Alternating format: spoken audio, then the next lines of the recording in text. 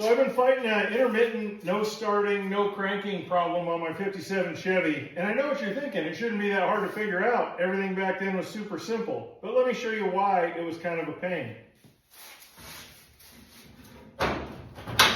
Because underneath, this 57 Chevy is actually a 97 Chevy with a fuel-injected 454. So I checked all the normal things you would check, the battery, the starter. It turned out to be something really simple. Let me show you. I relocated the battery back here, and I know the cable's plenty heavy enough. It's a big, thick, heavy cable.